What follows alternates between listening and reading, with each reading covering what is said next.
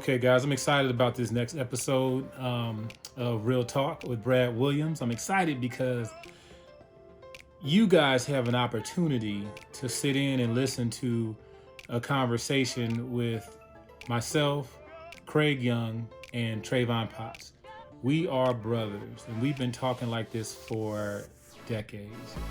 And I'm so blessed and I'm so encouraged by our conversations. They've done so much to help me out in my lifetime that I'm excited that I get to share that with you. So I hope you enjoy the podcast. We talked about a lot of stuff. We started out with an event that Craig participated in. He was the keynote speaker at a Under the Radar event. And we jump into that right away on the podcast. And then we talk about family, we talk about health. Yeah, we talk about what we talk about. But there's a lot to learn if you listen. We're not young men. We're not old, but we're not young. So we're speaking from a place of experience when we talk as friends and as brothers. So listen, and I hope you guys enjoy, and I hope you learn. So sit back and enjoy this podcast. So Under the Radar, I know Trey wasn't there with us. Nope. Craig invited me to this wonderful event and tricked me into attending the whole thing. But I'm sure it was cool. nice and cool with a great breeze outside, right? Well, it started out very comfortable, but then that changed. But you didn't get an update on what it was, Trey. So I'm gonna let Craig fill you in on what this Under the Radar event was. This is pretty dope, to be honest with you. Okay, no, I'm curious because we talked about it a little bit. I didn't know you were there, so then this is great. Did you film it? You know, Craig is a trip, right? I mean, we're talking about him like he's not here, but I tell him he gives people such wonderful advice, right? Yeah. And he gives them great advice. Yeah. And one, this advice is so good it should not be free. No. And two, if it's free or they pay or regardless, by the time he gets done talking to people, they're like, oh man, he's dropping dimes. He's dropping jewels. And then it's over. They don't know where to get the content from. They don't know where they can hear more about a particular thing they need to do. And so that's why I've been telling Craig, hey, you know, you got to change that or fix that. Have something to where you're capturing your content. And then somebody's like, hey, you know what you were saying about X, Y, and Z? Where can I learn more about that? Or, you know, your time is valuable. I know I can't get on the phone with you, but is there a place I can go? Is there a resource? Is there a link? You know, so that's why we went down there today to get some footage of Craig. So that's what I was going to ask, if you shot some stuff. Yeah, he spoke today. Beautiful. He did a great job. Beautiful. Thank you for that, sir. So do you care to elaborate on? No, I mean it's really not that big of a deal. So it was like a camp for all the top high school seniors and juniors in the Southern California kind of area. And so most of the skill guys, just wide receivers, quarterbacks, DBs. And so they put them in through individual drills. Then they did position drills, and then they did 1-on-1 and 7-on-7. And then after they were done with that, they broke them down. And then after that, I was one of the speakers just to kind of speak to the group of kids. How many speakers did they have? I guess that would just be me. So you were the speaker? Yes. Okay. Yeah. Because when you say one of, that's being highly deceptive. You were the keynote for this event. Yes. Let's say it bottom line.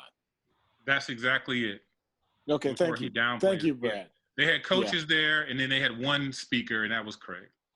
Thank you, Brad. I want transparency and clarity, and you're giving me that. So thank you, because you leave it to Craig, he leaves it convoluted. I would think that he was in the parking lot just kind of whispering to, you know, some of the mothers, you know, as they sat on their laptops. So this was a big deal. So what did you say? If can you remember any of the points? What are the things you shared, or are there any jewels that you can say that you feel like connected that really landed with parents and kids, or were there some questions that you answered and you felt like, wow, this really got across, or there's some things that give me a little bit. I'm just curious. Well, it wasn't a Q&A. To Brad's point, a Q&A probably would have been better, or like he said, after you do it. It was just more like just me talking to them about some of the pitfalls. So if we want to do bullet points or themes, one of it was, and I think this is universal for anything you do. I think for you and for music and Brad and marketing and sales, it's you have to master your craft. Like there's a lot of things that distract you, and at the end of the day, you need to fall in love with kind of like the details, the minutia, the difficult, the small parts.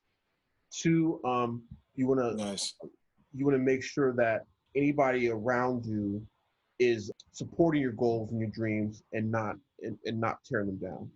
Talked a little bit about every decision that I've kind of made. There's always been someone to say you shouldn't do that. That's not, and that lets you know that you're kind of on the right path to greatness, because people who are great don't usually think the way that other people do. Yeah. So, real talk. Different. So, and I didn't say it like that. I probably should have, but said it in a different way. And then just also just making sure, like, basically more of the decision making, and then that at the end of the day, because kids at this level, they get caught up in offers and social media likes and views and all that stuff, and that stuff is fine, but once you get to college, it starts back over, and it's really about focusing. And then to Brad's point, when you say there's things that I could have left behind, which I agree with, a lot of things I give them jewels, but I don't give them everything. So there's a lot of things that I hold back, and I say. Gotcha. So don't know, but I mean, some kids came to me after, even when Brad left, and so I thought it was pretty well received. Like the kids were actually, because you look to see, like, are they actually looking at you? Yeah. They're not looking at their phone or their watch. Yeah. Or anything. And I think there's only like one person, but like they were actually looking at me and listening. Yeah. It was crazy. I was like, hey, and for for millennials, are they millennials or what are they? Z. No, they're Z. And there's actually now this, I don't know if it's going to stick, but they're also being called the Alpha generation. So that's interesting. So for them to be to have their attention and to be looking at it was cool, because I think and then even when you left Bryce, Brad, I FaceTime Bryce. I was going to say Bryce. You're like, it's the B. It's the B. You call me the wrong name again. I saw you puffing up.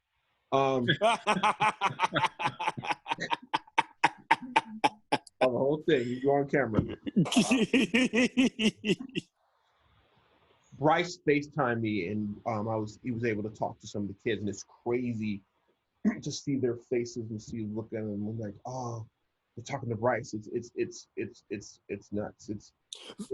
Yeah, that's gotta. I bet that has to be weird.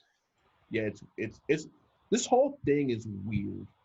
In a great way, it's a blessing, because I mean, when I was at the talking to because I went to lunch with a cop friend, because that was a whole conversation, and then we talked a little about this Netflix show, and it's weird how all that happened, and like this whole reality TV show that's going to be, and how all this came from like picking up a football and running through cones because I didn't want him to tear up the house because he was so hyper. Yeah.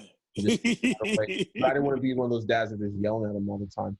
And so I figured out just a way to entertain him. And the only thing I knew was I knew sports. Well, not the only thing I knew, that sounds dumb.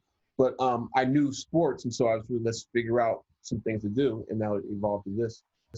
So it's just weird. Oh, and speaking of Netflix, I saw the first five episodes. How is it? It's good. Guess, Brad, I think you need to watch episode 1, brother. I was gonna say, Why wait, is hold that? on. Wait, I gotta jump in. I know y'all want to get into that, but but hold on. As you were talking about this, I was thinking it's already about to be super strange. Like where it is now is probably a weird place, but it's about to be super strange for you, Craig. But I don't think, Brad, I really don't think that you're prepared for how strange it's about to be for you too. If it and you just saying that the way that it's cut up, it's about to get real. Well, let's not get it twisted. Craig, like our friendship, everything that we've all ever done in our lives, we've brought one another along. Yeah, you know I brought you. Yeah, you know. So yeah, you were intentional, and I love you and I appreciate that. It's the same thing with you being in Alabama and close to Trey, because that's just what happens. Whether there's a camera there or not, we're going to be together. Absolutely. Yeah. Yeah. But yeah, no, it's just. Yeah. Because I did work with Def Jam for a minute, so I mean, I'm not unfamiliar with. You're not, of course not. Well, no, obviously you're not, because I think you got more screen time in episode 1 than I did. I'm like, who's the dad? I was getting a little hot. Like, is this brother going? Yeah. No, that's a trip. Telling all the jokes, telling all the funny jokes. Because that first episode was Bryce's birthday, when we did Bryce's birthday. Oh, right. We did Bryce's birthday at a sushi restaurant in downtown Pasadena. So I think it was Old Town Pasadena. You were there, Angie, Brandy, Elise. Peyton. Peyton was Not Elise. there, right? I don't think Elise was there. Okay, maybe it's Peyton. It's Peyton. Yeah, Elise was probably at school. Yeah. And one thing Craig had done deliberately, Trey, was, we're all boys and all that, but he's always thinking, and he said, America doesn't get to see men like us a lot. Every time I say something, he turns his head. That was deep too. I know, and you went to the bottom of the Atlantic on that. And he straight just you said America doesn't get to see us a lot. Mm-hmm. Like he did it again. What? While he was talking, he did the same thing. Hey, you want to know what the problem is? No, I want you to look. I want you to look and see. No, don't run away, Madison. I want you to see. Where is she? Yeah, get her. Get her. Madison. Get this her. is the reason why I was looking away. Okay. We love you too, Maddie. They said they love you too. So no. So yeah, this is what Craig was. He was playing chess while everybody else was playing checkers. He said, "Yes, America doesn't see men like us a lot. They see the antithesis of that." Mm-hmm. And so I deliberately wanted to make sure I called you my boy because you're a father like me, and they can just see what Black fathers really look like and what we really do and the friends we really have, what our communities and our tribes look like. So be yourself. So everything he said was spot on, except for the be yourself part. When he said that, I felt it was my duty, my fiduciary duty, to be myself. Your fully realized, unadulterated, unfiltered self. Clean feeling self. Yeah. Took away my my camera time.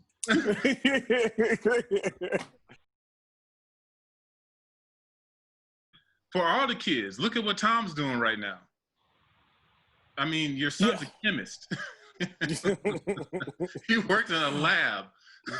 all our kids are doing amazing things, and it's a blessing that we I feel like as dads we did okay. We did okay. We all right. Yeah, we're fortunate. And let's be real. I mean, you're the first one to have a child to go down the aisle. Yeah. Wow. Yep, my baby girl is married. And Yeah.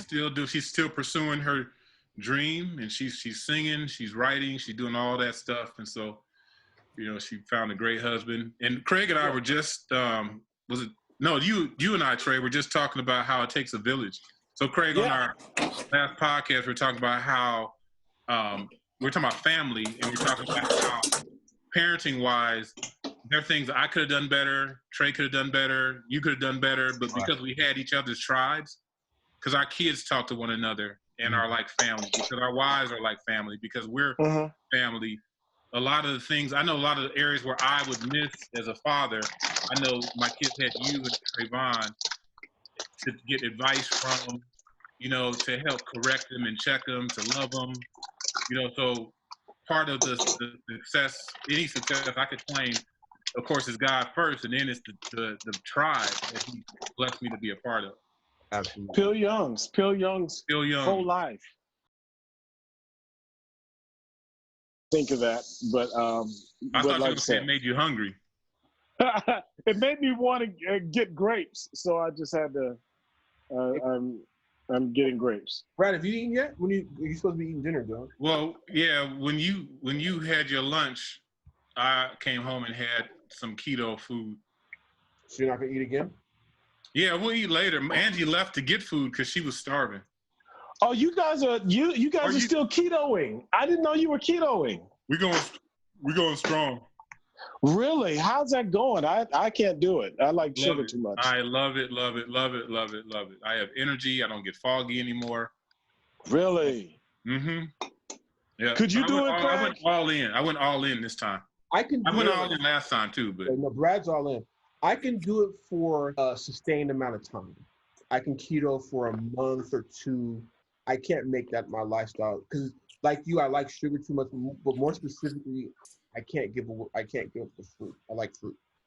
But yeah, the fruit piece is difficult.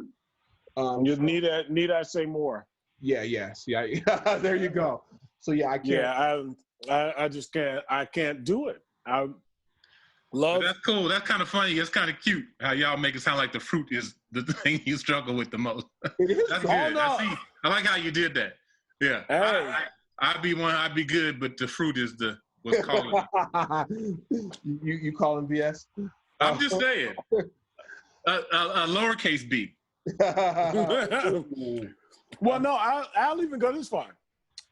It's not only the fruit; it's the juices. Right. I'd still like stuff like waffles and syrup and there you go. Every once or twice a month to get a slice or two of cherry pie don't hurt either. Yeah, well, hey, Craig had me in the garage thinking about a peanut butter and jelly sandwich. Those are good. And I'm like, man, that's one of the things I struggle with the most. The little stuff. So what I'm doing right now is because it's funny, Brad and Elise were making fun of me. Because I said I'm doing a modified keto. So basically what I do is I just started, by the way, so intermittent fasting. So I start eating at between 12:30 and 1. I stop around 6. That's the goal. Oh, that's more like 6:30. Oh, you're very good. I'm not that good. So then what are you doing, like a 16-8 or what do you? Yes, how you do? Okay, 16-8. And so I've been basically eating 2 meals, and then I do keto for most of my meals. But if I want something, I'm gonna get it, and then I'll just go back, and I'll just go back to keto. But that's just what works for me. Mm-hmm. And no, it's I did that before. Me and Elise were teasing Craig a little bit.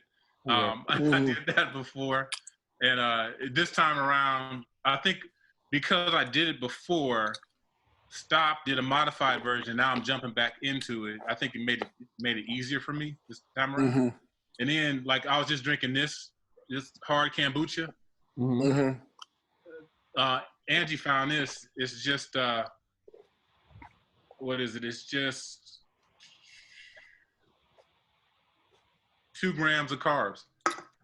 and the whole thing. So I think after you jump in keto, you do it, and then you may jump out, you may do a modified, but during the whole journey, you keep learning about stuff that's out there. And so, I like to drink beer, and I can't have beer anymore. But we found this hard kombucha that has 2 carbs. So, there are ways around. There are workarounds. Yeah. There's no workaround for peanut butter and jelly, though. None. But that's what I'm saying. I mean, life is too short. Like, I know once you get to where you want to go, have your peanut butter and jelly, and then go back. Like, you don't believe in cheat day? You're not going to do cheat days? No. I'll do because there comes a time where you plateau and you carb load after you plateau, and then you go back on it and all that. So that may happen, but after I experienced that keto flu or keto whatever I went through headache where I felt like I was in a coma for 2 days, I don't want to. I'm scared to go back to the carbs as my energy source. Gotcha. Well, talk to me about keto flu. There's stuff I miss. I've never heard of keto flu. What is that? When you first start to keto, your body's changing from glucose as its primary fuel to fat as its primary fuel. So it's like going from unleaded to diesel. So that transition, your body it pretty much has a fit, basically. It throws a tantrum.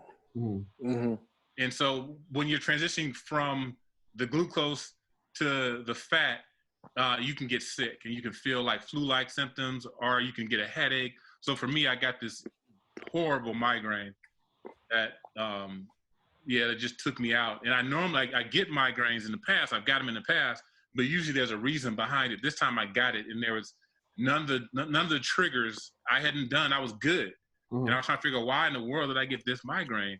And then I realized that it was the keto switching. I've heard. Yeah, I've heard. It's rough. Yeah, you gonna keep me eating grapes. Yeah, it's rough. Yeah, because if you stop with the grape, your body, your brain in particular, your brain requires a lot of energy. It takes up a lot of energy and requires a lot of nourishment, and it requires a lot of glucose. That's why when people don't eat, they feel foggy in the brain. Because your brain feels it first. It's like it's saying, hey, we need more sugar. We're running out of energy. We're running out of fuel. And so the cool thing about keto is now, once you switch to fat, you don't get foggy anymore because, you have fat, unless you're not eating enough fat. Like, I got enough fat on my body to fuel my brain for decades. So, well, gentlemen, what are the goals? What are you trying to get down?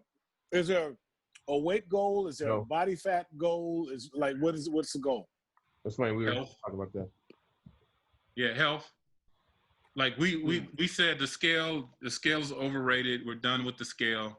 I want to make sure that if I need to physically protect my family with these, that I got enough energy to go. I want to know that if I got to run up a flight of stairs, I'm good. I want to know that if I need to walk the dog and something comes out of this and we need to sprint, that I'm good. I just want to be physically fit and ready for whatever happens. I don't want to. 50 years old, you don't want to take your body for granted. I appreciate the things I can still do physically, and I want to be able to do those things. Yeah. No. Do you have more specific goals, Craig? Or? No, there's more vain goals. Well, one, I talked about, and I think I talked about this to you guys, and I talked to a lot of my friends. I am not afraid of the coronavirus. I am respectful of the coronavirus, and I understand the seriousness of it, and it's not something that I want. It's not something I want to subject my friends to or my family to, but I don't think I can't operate in fear. And so for me, my natural inclination is when there's something that's going on that can potentially harm me, how do I attack it? And so for me, how do I attack this virus? Obviously, social distancing, because just today we was killing that hand sanitizer. It was on the real talk. Killing it. Hand sanitizer, mask, and all that stuff.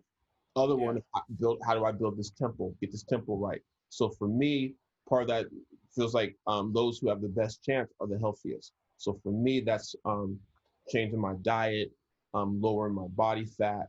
Um, I've been supplementing and then eating and exercising, and so that's a part of this, just to make sure that if something does happen, then I'm in the optimal position to protect, that my body's in the right place. And the second is like, um, I want to walk out the shower and walk out, there's a full length mirror, and not have to suck in my stomach before I turn in to look at it. I want to walk out and boom, boom, boom.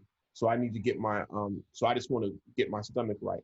I don't, like what Brad said, I don't want to lose a lot of pounds because I like where my shoulders are, I like where my arms are, I like all that stuff. I don't think that my face is really, really chubby or anything like that.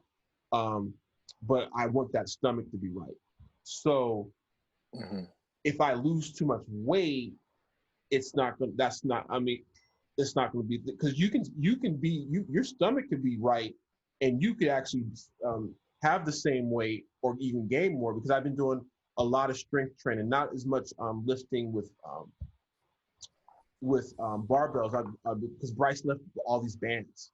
So Yeah. I love the band workouts. I'm killing the band workouts. And so this has leaned me up, and I've added muscle. So you can add muscle. I mean, you can be in shape and like gain weight because muscle is more than fat. So I ain't tripping on the scale. It's all about when I get out when I look at my stomach, that'll show that, and it's getting smaller and smaller. But I want that thing to be, I want that thing to get right. So that's really my goal. And I know intermittent fasting is a good way to get rid of belly fat. It's a good way to trim up. Yeah. No, Yeah, that's good. I would also like my chest to stick out farther than my stomach. Okay. That's a good goal. I just wanted to that's a good goal. What about you, Trey? Honestly, it's an interesting thing because it's completely another place for me. I know what it was like walking in the den and seeing my dad, putting a needle in his stomach and regulating his insulin, using insulin as a regulator for eating the things that he wanted to eat. I saw, both my parents being diabetic, both my brothers being diabetic, everybody having high blood pressure, and and a whole lot of, and then with both parents dying of cancer, and there's a part of this for me where it's like I'm just at a place where it's like, not that I'm afraid of it, but if there is some way that I can make it to where my kids and my family, my friends don't have to see me the way that I saw my parents, if there's a part that I can play in that, that's what I want to do. Yeah. And so for me, what I'm learning is that a lot of times, like when it comes to like when we talk about aesthetics, for me, probably with how I eat, I don't know that I'm not sure if I can get to the type of aesthetics that would allow me to see what may look a certain way. But what I can do is, there are certain places where I know that my heart rate needs to be, or there's certain places where, when it comes to body fat percentage, I'm in a place that keeps me away from being at that spot where I'm close to where diabetes are, or I'm so far away from it that isn't something that is a concern in that way. So it's really controlling things in that way. And I don't want to give the notion that I'm paranoid, because I'm not, but I think that my parents and my brothers are big motivators in me wanting to be healthy. I want to be the one that changes how things are, and also not, and it's more than just me and them not wanting them to see, but I also want to kind of model something so that because that was something that I didn't see. I didn't see my parents like, exercising and taking walks and doing intermittent fasting and only eating so much of this sweet and all that. Like I said, if my parents wanted cake, their thought was, okay, well, that's what insulin's for, because I can eat as much of this as I want, and then I can regulate it. And so I want to change the paradigm, and really kind of model out something different as well. So that's so as far as specific goals, probably, like I honestly, believe it or not, if I think I'm somewhere like around 17-18% body fat, somewhere around there. If I'm around if I'm like 16 to 15, I'm good. That's not gonna give me abs. That's not gonna give me but it is gonna say that I'm still athletic. If my resting heart rate is high 50s, low 60s, cool. That means that I'm athletic, but it doesn't. That isn't gonna be what it would be if I, looked more athletic. But I don't know. Maybe I was talking for a long time about it. No, but that's really kind of. No, that's a good place to be. And I think for all of us, but you said it first, but I'll say for you, Trey, I think that trying to be healthy and having that regimen, I mean, obviously is you are changing that paradigm, because look at Tom.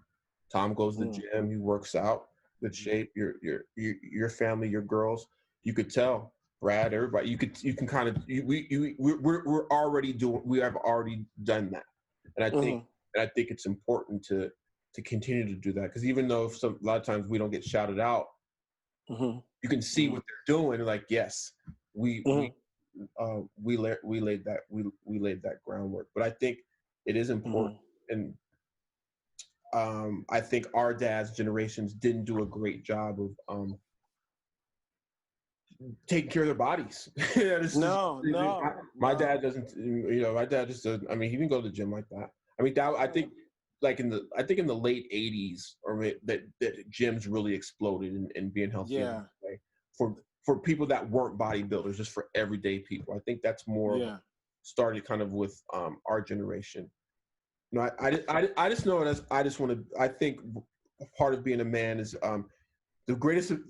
Sometimes what's that quote? The greatest ability is availability, and part of being a man is making sure we are healthy and we are here as long as we can. Real talk. That's real. To run our families straight up. Yeah. Even though they're adults and they're grown and they got kids, they need a dad. For real. Let me tell you something. You hit on something so big that I'm real talk. Like, I know that anything happens to me, I know y'all got my family, as I got.